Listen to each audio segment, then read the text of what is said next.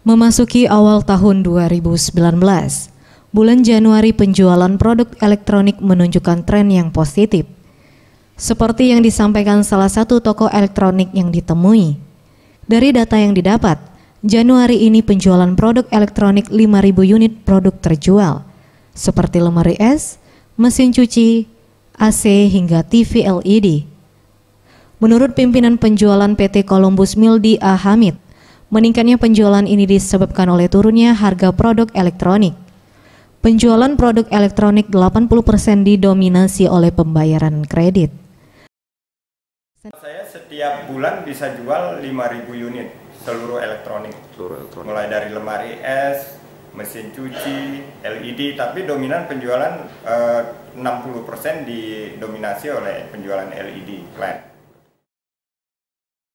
Tim Liputan, Sriwijaya TV.